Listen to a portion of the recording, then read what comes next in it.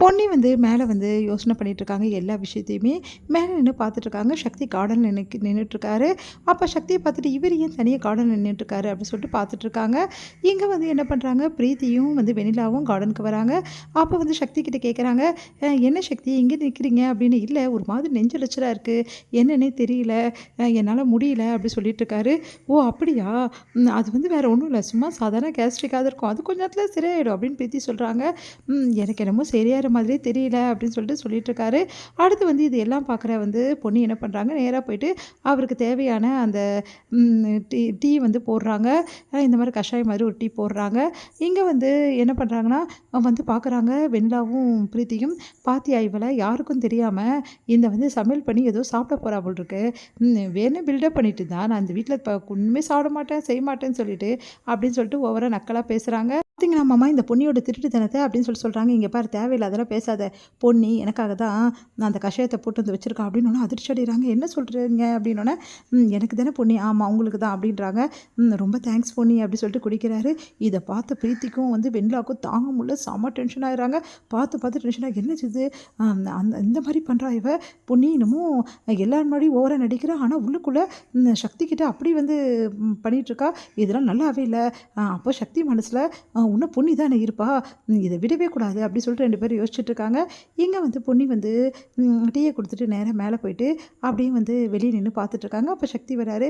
Thanks Ponni, எனக்காக இவ்வளோ தூரம் நீ பண்ண, இப்போ எனக்கு எவ்வளோ நல்லா இருக்குது தெரியுமா, நெஞ்சரிச்சிலே இல்லை பொன்னி, அப்படியே தொண்டையே கரகரன்னு அப்படி இருந்தது பாரு, அதுவும் சரியாக போயிடுச்சு.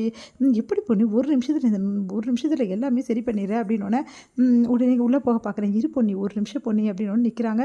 உங்களுக்கு என்னங்க வேணும், அதான் உங்களுக்காக நான் ஏதோ ஒன்று பண்ணேன், அதுக்காக இப்படி பண்ணிட்டுருக்கீங்க, இதுக்கப்புறம் பண்ணவே மாட்டேன் போதுமா அப்படிலாம் சொல்லாத பொன்னி, ரொம்ப தேங்க்ஸ், நான் சொல்கிறதுக்கு முன்னாடி எனக்காக இவ்வளோ செய்கிற, பார்த்து எனக்காக பண்ணுற, ஏன் பொன்னி என்கிட்ட இப்படி நடந்துக்கிறேன், இங்கே பாருங்கள் ஏதோ பாவமாக இருந்தது எனக்கு, ரொம்ப கஷ்டப்படுறீங்கன்னு சொல்லிட்டு போட்டு கொடுத்தேன், மற்றபடி ஒரு பரிதாபத்தெல்லாம் போட்டு கொடுத்தனே தவிர உங்கள் மேலே பாசத்தை ஒன்றும் போட்டு கொடுக்கல அப்படின்னோடனே, இங்கே பார் பொன்னி நீ அப்படிலாம் சொல்லவே முடியாது, எனக்கு நல்லா தெரியும் பொன்னி, என் மேலே உனக்கு இருக்க அன்பும் பாசமும் எப்போவுமே போகாது, அது வந்து நீ வேணால் திரை போட்டு வச்சுருக்கலாம் அதுக்கு, ஆனால் அது என்றைக்குமே விலகி வந்துருச்சு பார்த்தியா அப்படின்னோடனே, இங்கே பாருங்கள் ரொம்ப ஓவராக பண்ணாதீங்க, நான் தான் வந்து சொன்னேன்ல, ஏதோ வந்து நீங்கள் கஷ்டப்படுறீங்களே பார்த்துட்டு போட்டு கொடுத்தா இதுக்காக நீங்கள் வந்து அட்வான்டேஜ் எடுத்துப்பீங்களா அப்படின்றாங்க.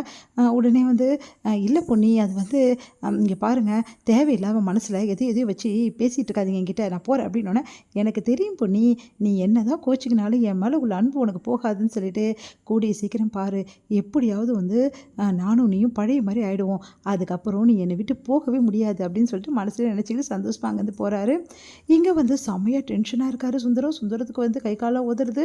ஐயோ இவன் யாரா, இவனை பார்க்க வந்திருக்கான்னு எவனே தெரியல இவன் அப்படின்னு சொல்லிட்டு பார்த்துட்டே இருக்காரு. நேராக வந்து அந்த பொண்ணோட அண்ணன் வராரு. நீ தான் சுந்தரமாப்பா அப்படின்னோடனே, ஆமாம் அப்படின்னோடனே, உனக்கு எவ்வளோ தைரியமாக தான் என் தங்கச்சிக்கிட்ட இப்படிலாம் வந்து நடந்துட்டுருப்ப, உன்னை சும்மா விட மாட்டேன் அப்படின்றாரு.